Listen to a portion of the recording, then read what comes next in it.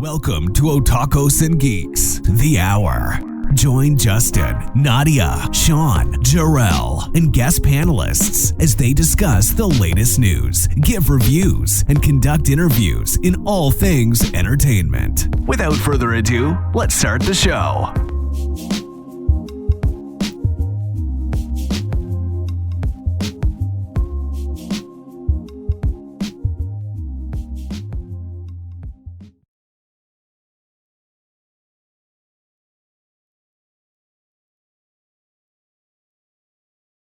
And we are back with episode 12. Welcome to Otakus Geeks, The Hour. As you hear from the intro, Justin's riding solo here today, but I do have a special guest. You've seen him on the channel. You've seen him on various things since ONG's inception.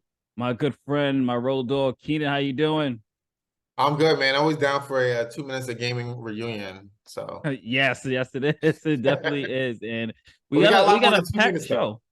Yeah, we do. We got a packed show today. Everything is going to be strictly gaming, and that is what it's going to be. It's a reunion / strictly gaming episode. So we're going to kick this off with our first topic. And there's so much things that's just going on recently. We'll get into a little bit of the Nintendo Direct that just literally happened today with the Mario Wonders. But I want to talk about a topic that's been hot right now is Madden 24. And just based off the reviews and what people are saying, it is the same old same. So is it time for the NFL to use that out clause and get rid of EA? Boy, this is a tough topic. And the reason why, well, no, let me break it down on two different levels. And again, I know we're doing an hour, so I ain't gonna do too long. But we got time. We're good. I know I'm probably used to the rushing too, but anyway, on one hand, right, I'm somebody who since 2 minutes of gaming, I really follow the stock market now, really understand why these companies do what they do. But at the other hand, I'm still a gamer, right? So on the business side of things, I understand why Madden sucks. I understand why the NFL doesn't care. I understand all of it, right? And I see that there isn't a reason for change. There is no reason. On the gaming side of it, they need to completely blow it up, completely start from scratch. But I understand the amount of money that takes. And I also understand that when you run a business, a publicly traded business, there's a certain amount of revenue, top line growth that you're expected, right? When we're talking about like overall sales. And then at the bottom line, there's a certain amount of earnings, right? How much profit you actually keep. Now, EA, they have to hit both numbers and they have to continue to rise. Both numbers have to continue to rise for their stock to continue to go up, which a lot of times the CEOs and the COOs, that's where a lot of their compensation is coming from. So that being said, they're not financially incentivized to make this game any better, any different. They're incentivized to just grind it, trick you to tell you there's a bunch of new features, take out things, put things back that they took out a few years ago. So that's what when you look at they're a publicly traded company, you can actually see their numbers and their profits, etc., and you can see why. But again, as a gamer, it's really sad. It's to the point now, Justin, where I'll just say this. Right now, the U.S. Open is happening. It's the final Grand Slam for tennis happening in Queens. And I love it. But dude, I haven't played a tennis game with real players since virtual tennis on the Dreamcast. Okay, yeah. And part 2 had Serena and Venus when they were rookies. To show you how long ago that was. So that being said, my brain just thinks there aren't any good tennis games. And there's some decent tennis games. I know, Justin, you reviewed a few. I think it was last year you had one. Yeah, Match Points. The Match Point series, so we do have some that pop up, but for the most part, my brain goes, there's no tennis game. And it's starting to get more and more like that for football. I love football, but my brain is like, there's no more football game, because here's the thing. My time for me is valuable, and I don't want to waste time on a game that's going to just piss me off every year. Exactly. So what's your thoughts on it all? Well, I'm looking at it more from the gamer perspective, honestly. But I understand. Well, for those that don't know, Keenan's also a developer as well. We'll get into that later on. He has a couple of games that you can pick up. We'll plug that in later. But for me, who used to be a season, like if anyone in our circle, Keenan, who used to buy Madden every single year, it was me. I mean, it's from 17, 18, 19. I stopped at 19 because it just got redundant and it was just like the same stuff. I think it's time for the NFL to use that out clause, and it's time to go. And I'm not saying that, oh my God, give it to 2K, because I mean, if you play NBA 2K, sometimes it's getting that samey feel too. But I think if NFL will get someone who really wants to innovate the game and bring it back to, like, even just presentation, just looking online, just presentation alone is just lazy. The same commentating lines are still, it's just like, come on. It's at this point where it really truly is copy and paste. And I understand the numbers and the thing that is driving people to keep playing this game, believe it or not, is not the actual franchise mode, but it's this. Yeah, we can curse on the show, by the way. It's fucking Ultimate Team. I don't curse, but go ahead. Yeah, but it's Ultimate Team that is just like the moneymaker.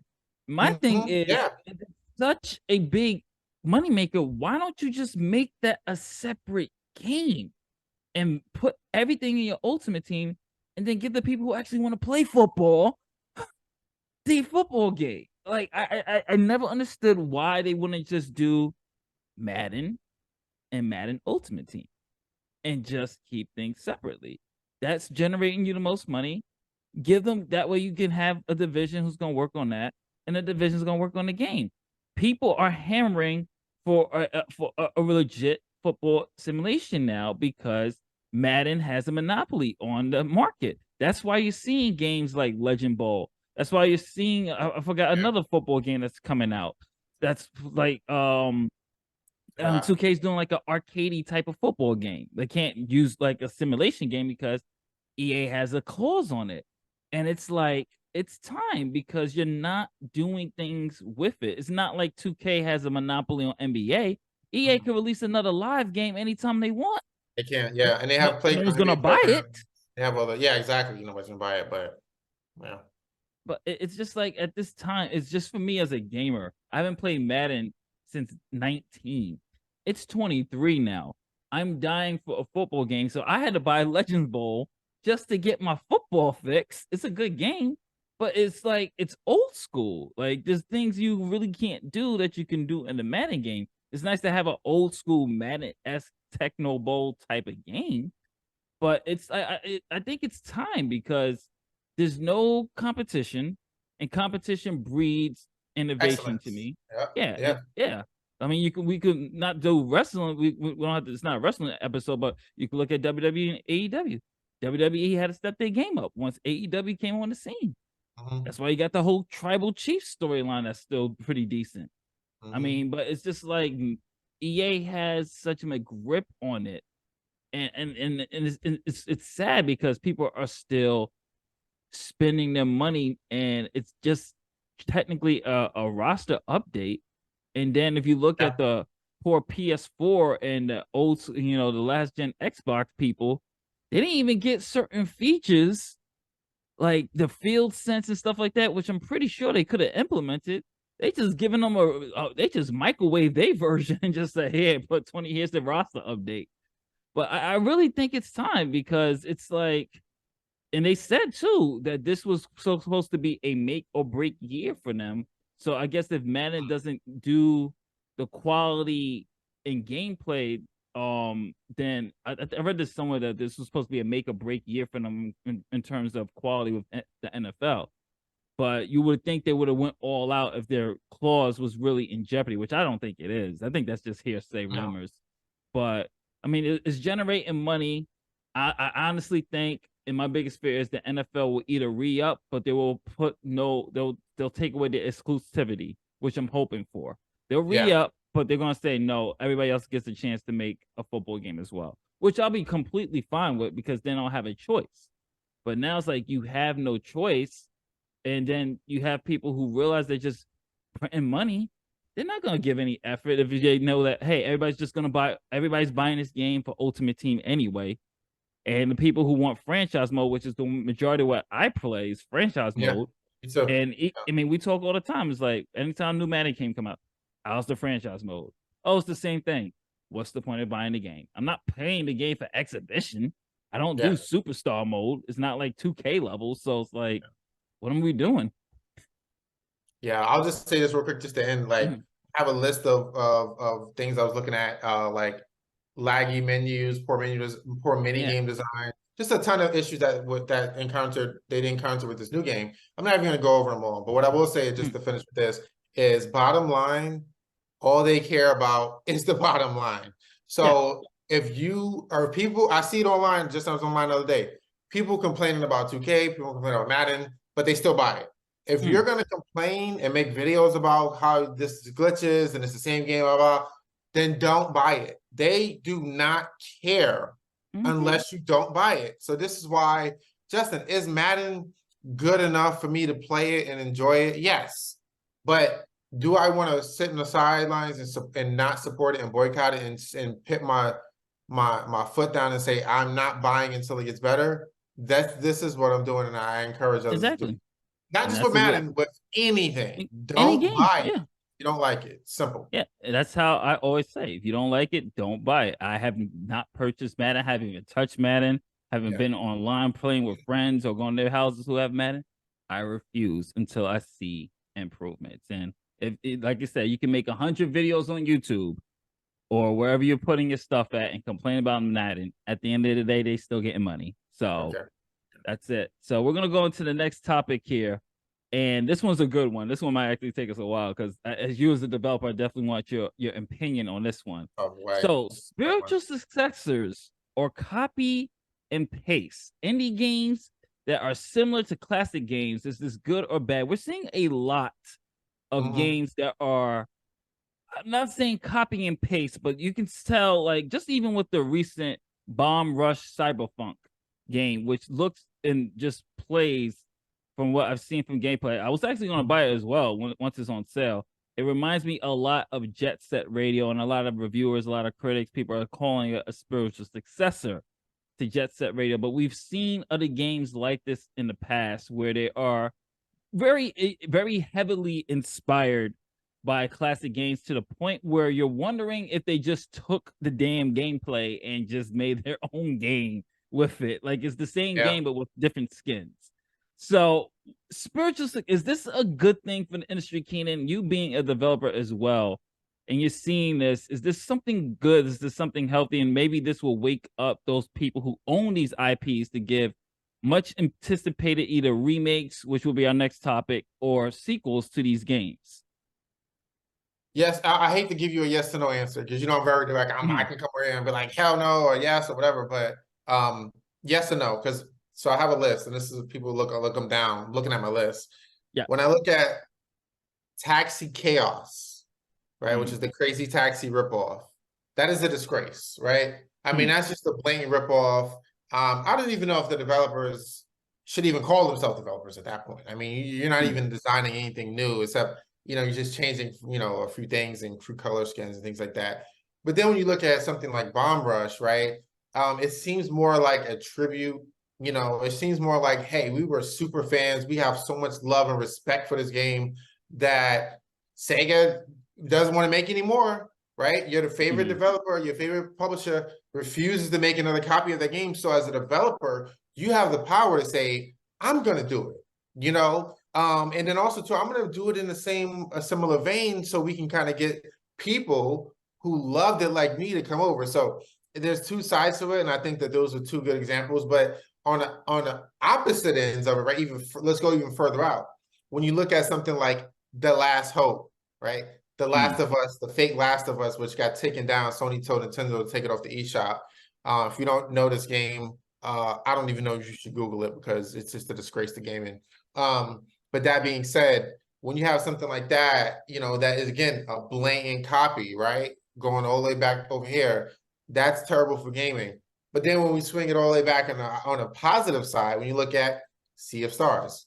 Now, Sea of Stars is very original, but there's a ton, it's like a lot of RPGs, of Chrono Trigger inspiration. Yeah. That's the right way to do it. You know, you want to take things and listen, at the end of the day, as we're developers, we're humans too. We're gamers, we're fans, you know, we're as excited as you guys are to play a game. We just have the ability to create our own as well. But that doesn't mean that we're not super fans of this certain game or this certain genre or whatever. So that being said, you know, I think there's pros and cons. I think that if you're a developer, you have to take pride in your work, and you have to say to yourself that, okay, what am I actually contributing? What am I actually innovative? Am I actually inspiring? Am I actually creating, you know, a little bit something of my own? You know, it's like music, right? When you have a sample, right? You know, like Biggie sampled the Isley Brothers so many times, but he sampled it, showed respect, and kind of made it his own. And he showed his own skills on somebody else's beat, on somebody else's, you know, maybe melodies or hooks, right? That's how you got to do it. You got to say, okay, I'm gonna show respect. I might take a little bit of your gameplay because I love what you did there, but at the same time, I'm gonna get funky and I'm gonna show people what I do. And I think that if you have that combination of showing respect, paying homage, and showing your grit as a developer, you have to. I think that's the mix. Now, if you just have people that just blindly copy, whether it's the art style, whether it's the gameplay, whether it's whatever, then I have nothing to say to you, no respect. And it's sad to say we're living in a world that has both. But I'll just say this real quickly. We'll finish with this. Almost every game I ever created, and I've done behind the scenes of my first 3 games. I have 4 games out published. Every game has been inspired directly by something that people didn't even know, right? So, for instance, you know, in Far Rock Dodgeball, which is my latest game out, hopefully everyone has that, Far Rock Dodgeball. There's 12 teams, and each team has their own levels, and levels like, you know, things move in the background. Dude, I got that from Street Fighter. That was a motivation for me growing up playing Street Fighter. There were 12 warriors, right? In the original Street Fighter 2.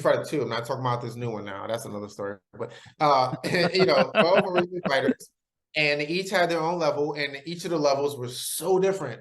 And so as a kid growing up, I remember I would be like, man, I feel like I'm in India when I play Dazzle. I feel like I'm in Thailand. I've never even been to Thailand today. And I feel like I kind of know what it looks like because I played in Bison Stage so many times in Sagat. I mean, you know, excuse me, well, Sagat was in Thailand. Anyway. Yeah. So So I feel like I've been around the world, you know, go to Japan, you go to America with, you know, Ken, you go to Seattle and things like that. So I wanted to create that same feeling with our dodgeball, like where people play it and they feel like they've been to the Bronx, they've been to Queens, they've been to Harlem. And so I'm just saying that to say that almost every game that you play in general has inspirations, but again, it's how you do it. So. And I'm gonna just piggyback off of him. Like some of the titles that you mentioned, like was it Taxi Chaos? When I first saw that trailer, I was just like, "Is this Crazy Taxi remake?" And then I realized it was like, "Oh, this is just someone who's inspired by Crazy Taxi." I'm just like, but this is literally looks like it's copy and paste. Yeah. Like even from the actual circle that you picked them up on, I was just like. You couldn't just make a triangle, just do something a little, a triangle at least. Like, I mean, there's things like that where I'm looking at it and I'm like, I understand that you're influenced by the game. I understand that a lot of gamers are hammering and just begging for remakes or just a re-release of certain these games because especially in this digital era, all companies are guilty of this. They are not making past console titles available to play or even to rebuy. So you have these indie developers like, okay, there's a market here. Let me make my game that's exactly the same or inspired by, and let me put my stamp on the concept and I'll make money and people will get their fix because let's just use Sega because Sega, I'll say is probably the biggest guilty ones who just not seem to just work on their IPs and they're sitting on a library with Nintendo too. Love Nintendo, but they sitting on IPs and never releases them. Like, where is Kid Icarus? Where the hell's another? We didn't get a Star Fox game for the Switch at all. Like, where are these? Like you, I mean, they just announced another. I mean, they just did a direct today for Super Mario Wonder, and it's just like Mario and Zelda are cool, but you're sitting on a whole IP here. Like you have your own freaking Nintendo verse. Okay, it's just this is the era of universes. You have your own Nintendo universes with multiple characters, originals. I mean, we get the Kirby's, we get the Zeldas, we get the Mario's, but where's the Star Foxes, the Kid Icaruses, the F-Zeros? I mean, they're all that's a market there for people who want to play these games. So what we get these inspired indie developers who realize that they're not getting what they want to see. They make their own game, and sometimes it's plagiarism at that. Let's keep it real. Some of them just copy and paste. But there are others, such as this Bomb Rush Cyberpunk, that look like they were very inspired by Jet Set Radio, wanted to keep the same aesthetic feel, but they made their own game. Sea of Stars, which I'm currently playing, it is inspired by Chrono Trigger, just gameplay and look alone. That's all I can tell you, just based on the game. Nothing else is Chrono Trigger, but besides just the look, the aesthetic, and just the way the presentation is reminds me of Chrono. Even just like going to the world map, the way they walk, that's just, you can say, okay, that's Chrono Trigger, but it's a very good game. But I like the fact that we are seeing this, and I'm hoping that it does wake up these big corporations and go, okay, these people really want this. Oh, by the way, folks, if you're seeing this little mustache here, my video filter, I can't turn it off. I don't know why. So, so if you see a little mustache here and here, I do not have a mustache. It's just a video filter that I couldn't turn off.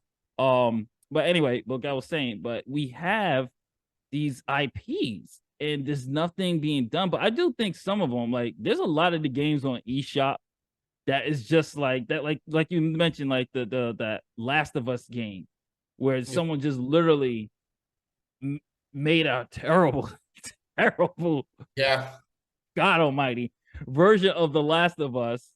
Literally, if you even look at the cover, for God's sakes, there's no shame in this. And it's at the point where I think Nintendo needs to start regulating things and just be like, all right, this is plagiarism here. Like you can't put this out here. Like it's at the point where distribution, you know that some of these people are just using it for cash cow. They take gaming assets, they repurposes them, and that's it. They don't even do nothing. They just take the codes and steal codes and put it out there, sell it for like $2, $1.99. Some YouTuber does a video on it talking about, oh, this is the worst game ever. And then other people want to go buy it because it's only $2 and they make a lot of money. Yeah. From playing from just making a crappy game. It's a niche.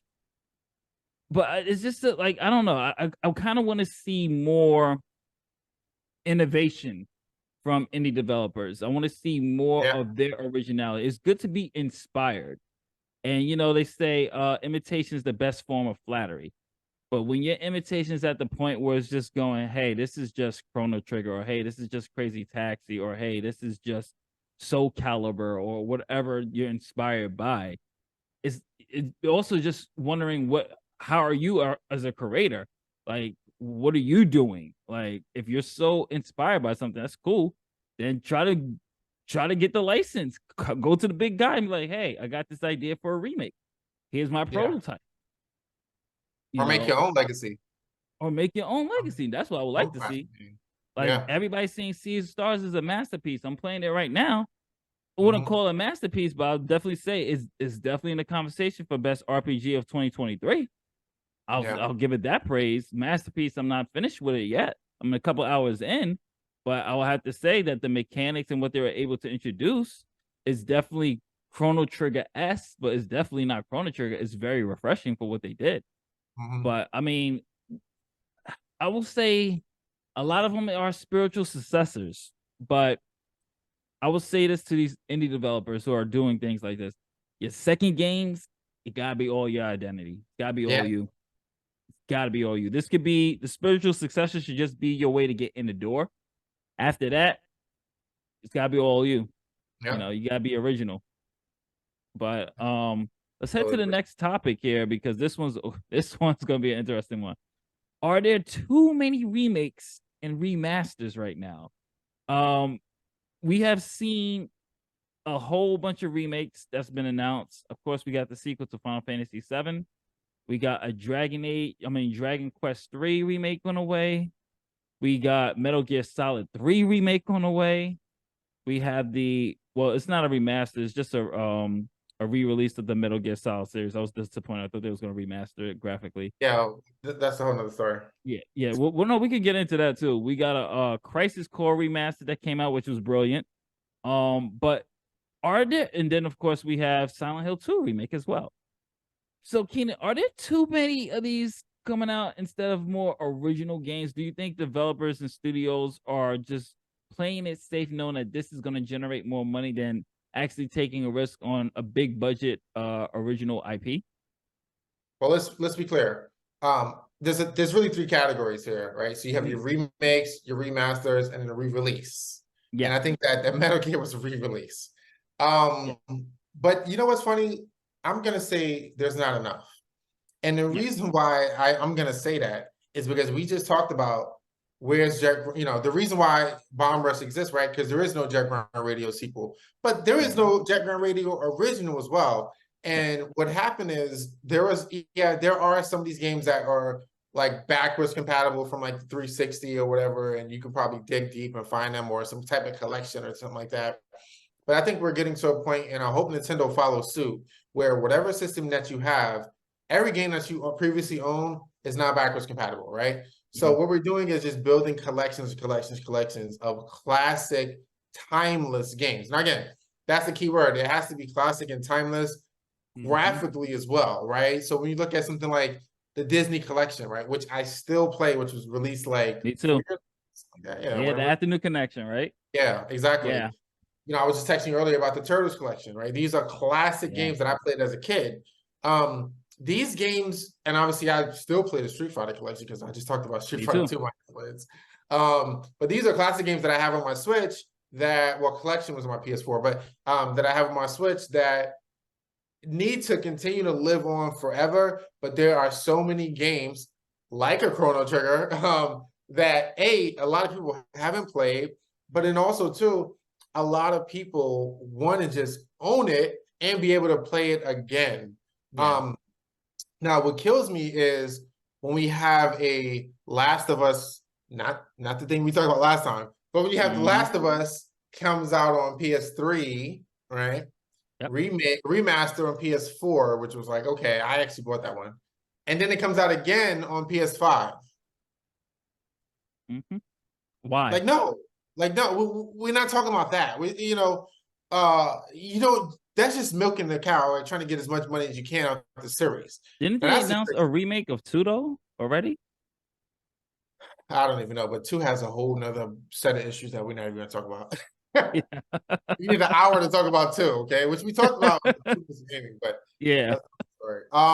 but so when you have a situation like people just kind of milking it, that's a little too much. But there are a ton of classic SNES, NES, Sega Saturn, which we know about, which is a whole nother hour. Classic Sega Saturn games, and even Dreamcast. It's like Sega, we keep talking about Sega, but like they keep doing these damn Genesis collections. No, I would pay $100 for a Dreamcast collection that included Shenmue, Jack Brown Radio, Sonic Adventure. You could just keep going. Power Stone. Yeah, Power Stone. Just give me all of those on one, download on my Switch, on my PS5, and I'm happy. So I actually think that we still have a lot more, but I'll say this, Justin, the reason why I'm not complaining about the amount of remakes is that we still do have some original IP that's happening, not as much, but at the same time too, Justin, you gotta understand, gamers nowadays have seen everything. We've seen the great shooters. We've seen, if you look at the history of gaming, there was always segments where like Halo broke through, right? Where it was like, well, we didn't really have, I know Duke Nukem and what's his name? Doom was before Halo. I know. Gears is a good example as well. Gears of War took the world by storm. We had certain games that came in and was like, yo, this is a new genre to a lot of people, and we're gonna include like Halo 2 specifically, online, LAN play, etc. We're gonna introduce new mechanics, and even back before when we had Mortal Kombat and Street Fighter, right? You had like this is how you do fighting games. Oh my God, you know. So we have moments in gaming. We're at a point in gaming, Justin, where I don't know what you're going to create that's going to make people just go like, you know, so you have to rely on some of your old faithful, you know, classics and kind of like remake some of our original things that we have. But I think that there's room for remasters, and I think that there's room for like something like Returnal, right, which is a brand new IP. You know, we're still getting some newer IPs. Of course, do we need more brand new stuff? Yes, but again, we have a whole indie scene as well that, you know, some stuff that I'm creating that is bringing in brand new fresh blood as well. So I'm okay. I'm personally okay with the remasters and remakes. I am as well, because it's not like it's Hollywood, number one. Like with Hollywood, it's different. Like when it comes to movies, remaking movies and television shows is way different than remaking a game. I always see, especially if it's an old game, I always see it as a graphical update in certain cases, you know, to bring it to a modern audience in modern times. And some might be, and some, like with the remasters, like Crisis Core is probably the best remaster I've ever played. Love that game. Not only did we get new voice actors, they cleaned it up, they, you know, fixed frame rate issues, improved on gameplay. It practically, to me, was a freaking remake. Like, it was that damn good. Like, they did a great job. Like, Square Enix knew what they had to do with their baby, because that is their mascot. Final Fantasy VII is the mascot of all. Should they remake 6? Hell freaking yes. 6 needs to be the next Final Fantasy remake after 7, hands down. And I will go on record, as always, I said, 6, secretly, to me, I will never admit it publicly, but secretly, it might be the best. But okay, it publicly right now. Yeah, okay, I guess you're right. But yes, I'll publicly say it now, as the 7 fanboy who've always ride and died by 7. You know, after really taking in 6, I don't know, folks, it might be the best one. But I mean, wait till it's remade, though. Wait till it's remade. Yeah, well, that's true, exactly. If we're looking at titles that's remaking coming, Metal Gear 3, and the best remakes that I think in the recent memories, obviously, are the Resident Evil ones. And you didn't play 4. I played 4, the remake. It really was worthy of the remake. My only issue with 4 remake is that it's lacking Ada. Like, they took a lot of Ada scenes out. She's only appearing, I guess, in like a good 10 minutes of screen time in this one compared. And it's more focused on Ashley, but which is good, because I actually want Ashley now, if they ever remake 6, I would like them to just redo 6 over and include Ashley in it in some way, especially if, spoiler alert, the president dies in 6. I'm not even sure if that was Ashley's dad in the original, but who knows? But it looks like Capcom is teasing Resident Evil 5 remake, and which is good, because 5 be remade, and then that gives them excuse to redo 6 and do it good. Yeah. No, but 6 has some potential. I remember what was that? There's a subway scene in there that I actually looked at when I was creating Dawn in the Dark, and I was like, wow, this could have been really crazy. Yeah, the 6, Leon had the best story in 6. Yeah. And then it went full-blown action, and then, I mean, 7 is excellent. 8 was good. I just recently finally beat 8. 8 was okay, but I would like to see more remakes, or in this term as remasters. I would like we're getting Star Ocean 2 remake as well. That looks good, and it's spicing it up. It's looking more like the oh my gosh, what is Octopath Traveler type of style of aesthetics? That Project Triangle strategy type of aesthetics. I'm with it. I mean, if they can just do a nice update and they keeping the core gameplay, they keeping the core story, I'm willing to pay the $30 again to have it in my library. I'm willing to shell out a couple of dollars. Not gonna pay full price for it. I'll wait for it on the sale, because I already had the game before, you know, with certain things. But I'm willing to pay for it if they realize, like, hey, there's a market here. The fans want this remake. I mean, everybody's been begging for a Dino Crisis remake. Like, I'm pretty sure that's down the line eventually. But there's so much they can do. A Parasite Eve. I mean, there's so many titles that people want to see that can be remastered or just even re-released. And speaking of re-release, that Metal Gear, man, that looks just, from what I'm understanding, the Switch version, which was the version I was going to get, They saying it's not even that the Switch version is worse than the previous versions that ever came out. It's like, how? Like, how is that possible? Yeah, as a developer, I just think that some of the architect that it was built on, I don't know. I don't work for Konami. I don't know the engine they use, etc. Hmm. But sometimes when you have like such an old game like that, it's really hard. But I was thinking, they didn't include Twin Snakes, right? The GameCube version, right? Nope, which is So weird. that's really weird to me because that is for me, Definitive. the definitive version, yeah. And that Yeah. was, speaking of remakes and remasters, that was the first time I played Metal Gear. And so that's why I'm not even interested in this collection re-release thing, because I'm like, I'm not going backwards in graphics. Mhm. Metal Gear, so for Metal Gear 1, that's out. Metal Gear 2, I'm not even gonna get into Metal Gear 2. That's a terrible, I'm gonna say terrible game. That game has some things they did really well, but that's the joke of a game, the fact that you don't even play with Snake until, you play with Snake in the beginning, and that's Yeah. it. So that was a whole nother story with that. Sons of Liberty. Yeah, so at the end of the day, that collection to me is it doesn't exist. I mean, it's gonna be very interesting to see. But I would like to see more collections come out from the previous era. Like, I think we touched a little bit of it, but you said Dreamcast. I never had a Saturn, but I have played Saturn games. We need to see some Saturn. We need to see a Saturn collection, or hell, even a Sega CD collection. Something besides Genesis. I'm not sure how many times they're gonna go to the Genesis well. When you have Dreamcast, when you have Saturn, when you have Sega CD, hell, Game Gear. I mean, there's so much you can pull from. Nintendo does. I'm really disappointed with the Switch Online, because I thought we'll be getting a lot more 64, a lot more Game Boy Advances. Like, where the hell's Golden Sun yet? I mean, did I drop yet? I mean, there's so many IPs that I don't get this timely, like, unless they're sprucing it up for and optimizing it for the Switch to make it look more crisper, run better. Okay, fine, that might take some time, but I don't understand why we only get one game every blue moon.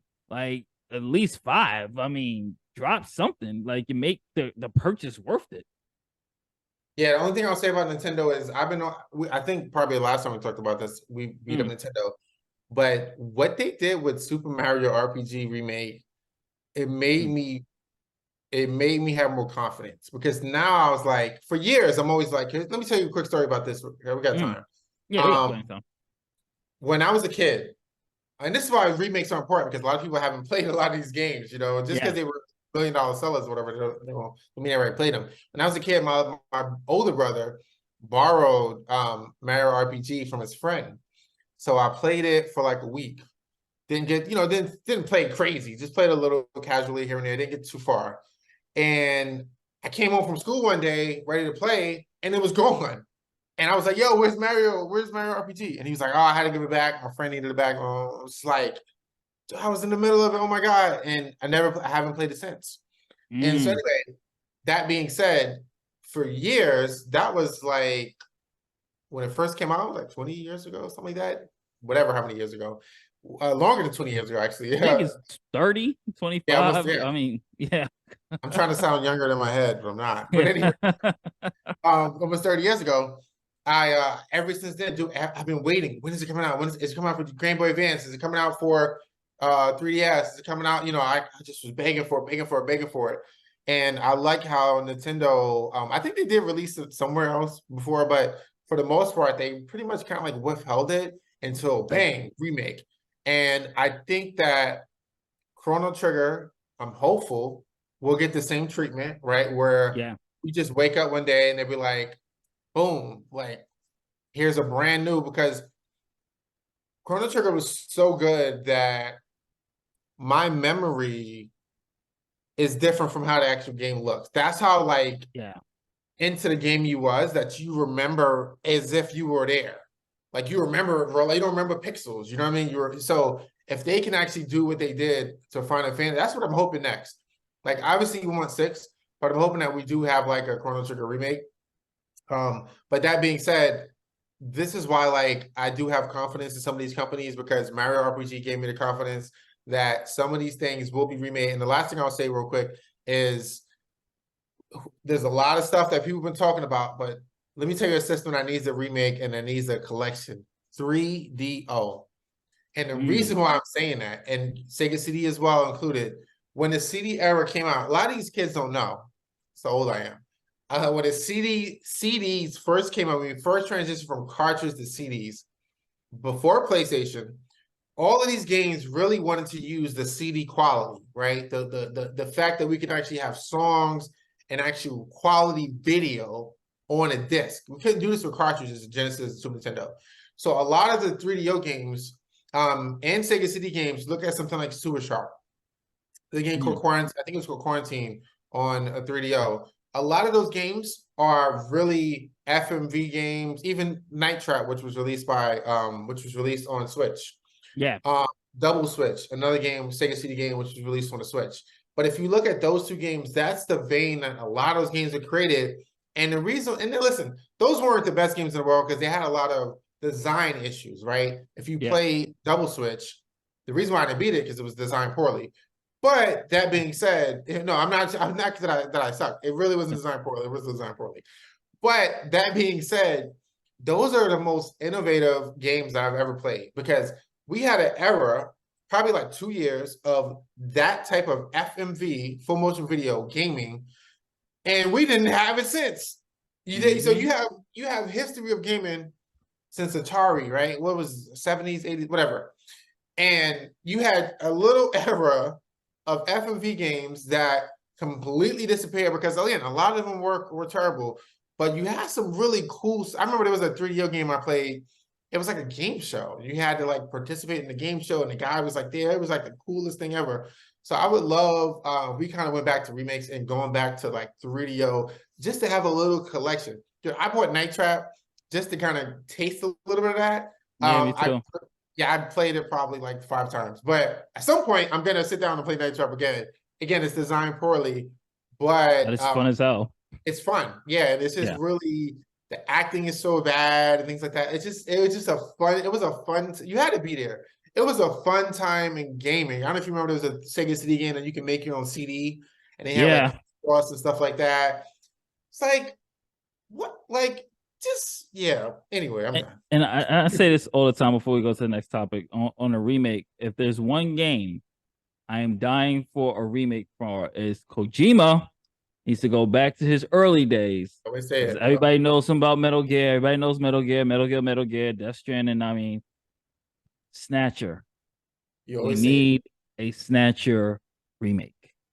That is all. It is, to me, the most underrated of his creations. Doesn't get enough praise, even in Police Nauts as well, which is a import PlayStation game. You can go to YouTube and see for yourself. It's a visual novel, but if he changes that visual novel to an actual detective type of game, like Snatcher wouldn't be a point and click game. He actually remade it and made it like a actual adventure mystery game. It will be mind blowing, especially with his technology, his art style, the direction. He will just nail it and bring that back, especially in this era of AI and AI fairness. That is one of the perfect games to re-release and remake and really modernize it into people's fears of AI. I mean, I was keep saying it. Snatch is my number one wish for a remake. And if you haven't checked it out, definitely look on YouTube, check out the Sega CD, YouTubers, and you'll see what I'm talking about with that. But we're going to go into the next topic.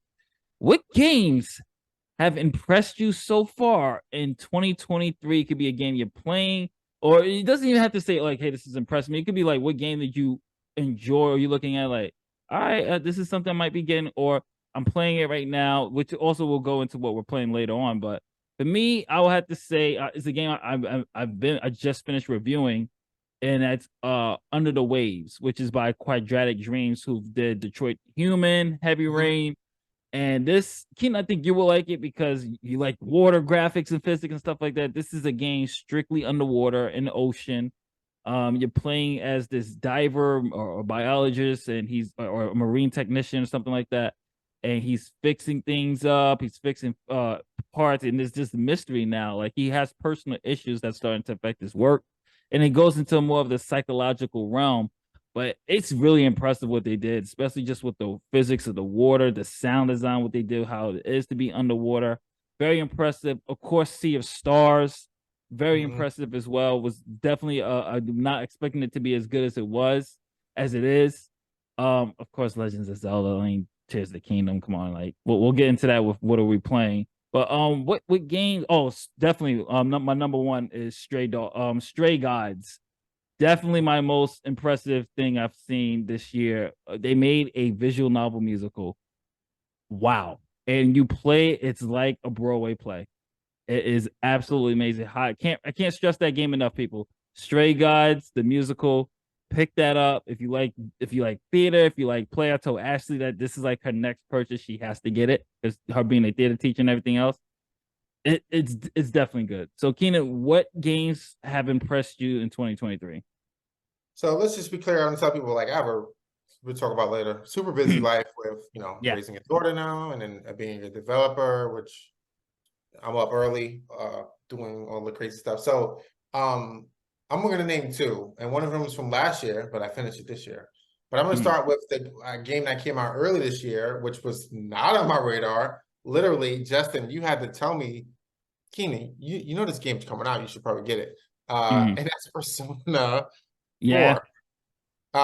I wasn't even thinking about it, and then I was talking about buying some other like mediocre game just to kind of fill time for Zelda.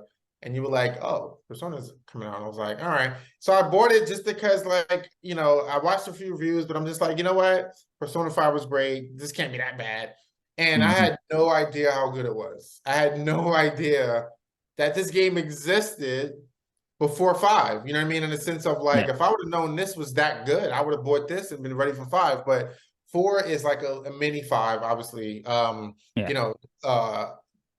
that's where they got the inspiration for 5, but it is so similar. And as somebody who, once I finished 5, it was a very long game, but it immediately went into my top, not just RPGs, but top video games of all time, part 5. And it's a game that it continues to stay top of my mind, Persona 5, because they made Strikers, then they have so many different versions. And now they have Tactics now too coming out. Yeah, I got the Tactics coming out. So it's always at the top of my mind, Joker and everybody like that, Morgan. Anyway, so that being said, 4 is bringing me right back into love, like these characters and just different characters, obviously, but different story, but just doing things after school, taking tests. Justin, I'm every time I play the game, I get nervous when I take the final exams and fail. Because well, no, hold on, I didn't fail. Let me just no. I'm for me. I failed one of them. Oh, okay. No, I'm very proud because the first big exam actually was one of the top in the class, and the second one was a little bit harder for me. And I was they said I was middle, and so it was fine. But anyway, so that being said, that game really surprised me, and I'm still playing it, and not to kind of get into the next thing, but it still playing it, and it's taking up so much more time, but I love it. You know what I mean? I absolutely love it, and I can't wait for, speaking of remasters from the last topic, part 3, which I'm happy. Re-release of part 3 because the remaster I think is going to be done properly. I think they're going to do it more like 4 and 5. Better, probably. And the last game that impressed me is a game that came out in 2022, but I bashed it. Even the last podcast or show or anything, it was a Twitch stream actually was on. I actually bashed this game. Was God of War because it was just the same old God of War. The first 10 hours, 5 hours, 10 hours of God of War, you will fall asleep. It's the same stuff. I mean, the first like 30 minutes, you're just like, oh my God, this is crazy. Then after that, when you start playing, you're like, all right, same stuff. Okay, yeah, kill these. All right, got it. And then as you progress and start playing with Atreus and you really start forming this amazing story, even when it ended, I'm just like, I know they said Atreus game is next, not to spoil anything, but I was like, I'm buying. And I know people are going to diss it. People are going to be like, oh, I don't want Atreus, I want Kratos. No, I'm buying it day one. That's how invested I am into the story and into his family as well. Maybe because now, I'm a father and now I can kind of relate to a lot of the stuff that he's saying to his kid. And I'm like, wow, I would probably say those same things, do those same things. maybe that was it. But that was a game that I completely dissed 2022, and when I finished it in 2023, Justin, you know, I went Yeah. from like texting you like, "Oh my god, I can't, you gotta see this. Wait till this part happens. Oh my god, oh my god, oh my god, oh my god." So anyway, it's a great game. And so, what are you currently playing? So like I did mention Persona as well. Obviously Zelda. You know, actually I went back a lot of my time dedicated to Zelda too. I'm actually I know you're probably way past me, but I invested 25 hours into Zelda and I haven't even unlocked one of the, you know how when you first start the game and you Yeah. have, this is super early, people, not spoil anything. Yeah. And you have these 4 disturbances to investigate. Yeah. 25 hours in and I haven't even inspected one. I just been doing Wow. shrines. I've been doing dude, I got beat down underground. You know those hands that pop up. The depths, yeah. But did you fight the hands? And then when you beat the hands, the dude comes out with the sword.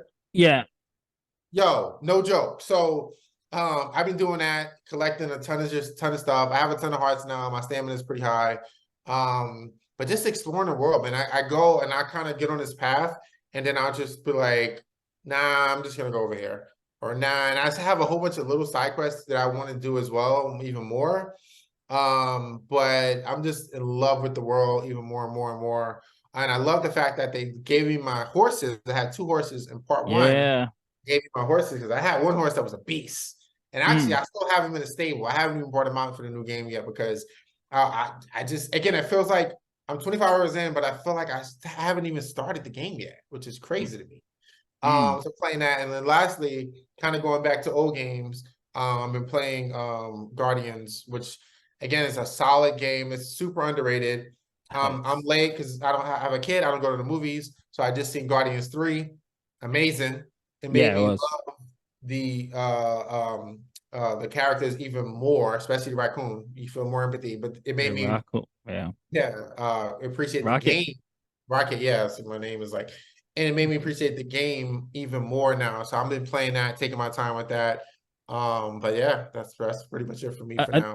I think what I love about that game is that me personally, it's gonna be blasphemous, but I like the game better than the movie series. I think the game captured the characters more from the comic books more than the movies did. And that's not a knock at James Gunn or anything like that. But when you play, and it's not a spoiler, there is so much emotional weight in that game. I like there is a part I would say when you get to this is not a spoiler. I think when you get to I think it's nowhere or whatever, just make sure you try to talk to every team member because there's cutscenes in there that just gives so much content to the game and to just the emotional backstory of these characters. You're gonna love it. Zelda, I think it's gonna take me a year to finish this game because it's so massive and I keep running into super bosses and getting my ass handed to me. Because the first thing I did was get my master sword because I didn't feel like doing the whole. But you got the sword or the shield? I got both. You got both? Oh, I got both. Because my weapons suck. Yes. I'm fusing weapons and then they still suck. That's why I got the master sword and shield, and I'm just fusing weapons. Like all you gotta do is go to that castle, find the shield and the master sword. That will take you a good 3-4 hours so to get. But once you get it, it makes life so much easier. I mean, the master sword still has to recharge, but it makes things a lot more easier because you get to fuse anything with your master sword. You can fuse things with your shield and you get items and things like that.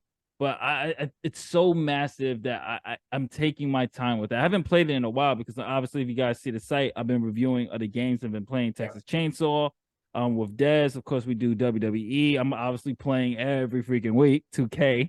I did try Fight Forever. I tried to do Stadium Stampede. Oh boy. Yeah, I'm just playing 2K, folks. I tried Fight Forever. I try to give it a chance. It's too it's old school to a fault. It's No Mercy-esque to a fault. And that brings us back to the original, being spiritual successor. Yeah, that's one of the games I mean by like it's a spiritual successor, but this one's to a fault. Where it's at the point it's just like dude, like, I'm not sure about that, but I'm playing Under the Waves again, which is good. I'm playing Moving Out too, which is actually fun. Play that with my friends online. But the main game playing right now is Sea of Stars. Going to try to have that review for everybody next week. It is, I can't put it down. It's really good. It really is good. I highly recommend that. And we're gonna go into our last section of the show with 5 minutes left. We're gonna go into random thoughts, which we always do here. So, Keenan, any random thoughts that you have when it It's comes? not. I'm sorry. What say? When any random thoughts you have, it doesn't matter the subject matter. It's not political shit. It's not. It's not random for me because this is my focus. Later this year, I'm gonna use this. It's not a plug. It's just telling you. I'm telling you what my No, rant. yeah. Man, almost started tearing up when I finished writing. I just finished writing Farrakh, Christmas and Farrakh. So, Nice. man, the ending is crazy. This is probably the best thing I've ever written. I can't wait for you guys to play it. Not just you, Justin, but the people out there. It will be a free DLC for Farrakh Dodgeball. And I didn't tell you this, Justin, but later, I was gonna tell you this last time we talked, I forgot.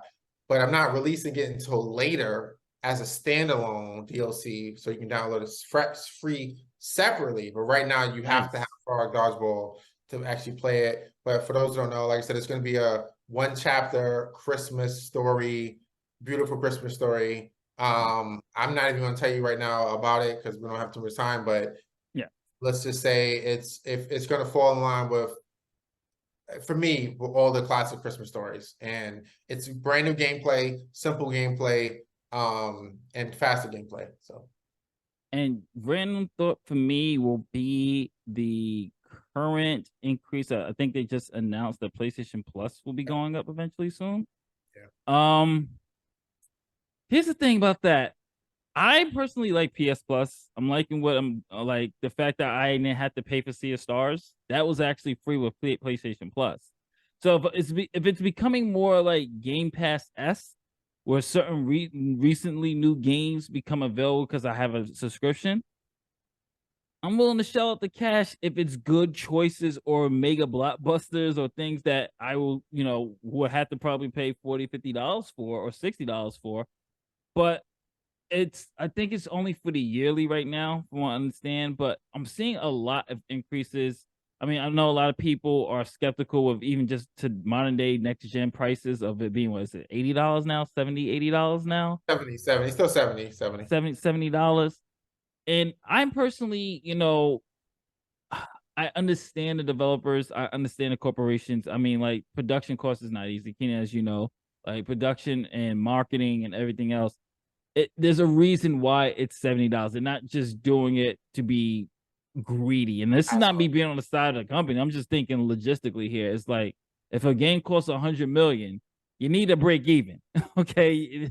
There's no doubt about it. You put something in, you have to get something out of it. You have to get something back. If you're not making money off of it, then I mean, you're technically just doing it for the love of the art. Nothing wrong with that. But for Mega Machine, they need to make that 100 million that they just invested in. So I keep seeing the debates of people saying, "Man, this is getting too pricey" and things like that. I understand, but at the same time, to be devil's advocate, I see why they're doing it. I mean, they have to make a profit as well, especially with things, especially if they're making deals with these developers and making deals with these other companies to like, hey, we know your game's coming out, but we want we want it free for our subscribers. That costs money. Yeah. Yeah, that's not something they just right. You're like, oh yeah, sure. PlayStation, yeah, you guys gonna have it free, but everybody else gotta pay. No, that costs money, people. So those are deals that have to be broken. Those are deals that actually have to be taken into account. So, that's just my random thought. I understand a lot of people's concerns with the price hacking or the price jacking up and everything else, inflation rising, but there are logistical reasons why certain things are happening. Not every corporation is gonna go, rah, rah, rah, I'm just gonna raise the price and make you all suffer.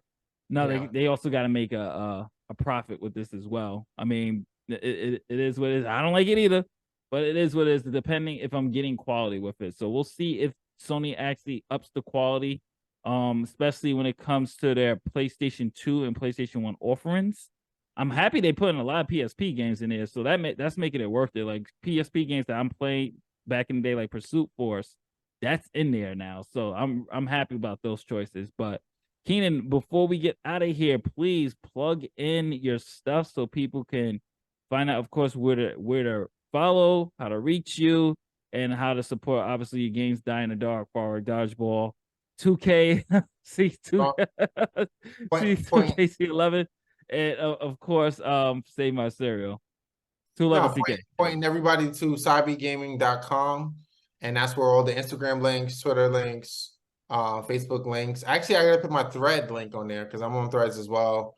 All the social media is on there, but the main thing is that's where all the download links are at. So cybergaming.com. Just type it in Google if you want.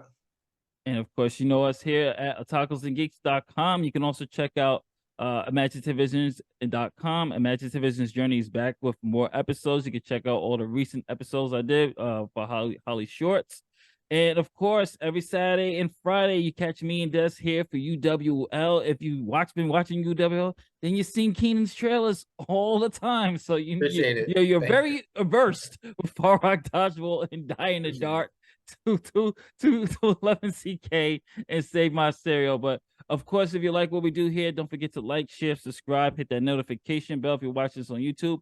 If you're listening to this on audio, Spotify, Amazon Music, thank you for your likes and thank you for your subscription.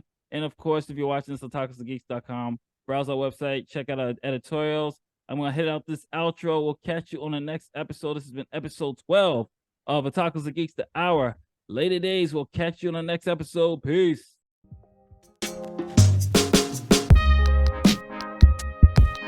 Thank you for joining us for Otakus and Geeks, the Hour. Support the podcast by hitting the like and subscribe buttons. For more on Justin, you can check out imaginativevisions.com. For more on Nadia, you can check out gothamgeekgirl.com. For more on Sean, check out his podcast, It's Chronicles, on Anchor FM. For more on Jarrell, check out his YouTube channel, Red Eyes Entertainment. Later days.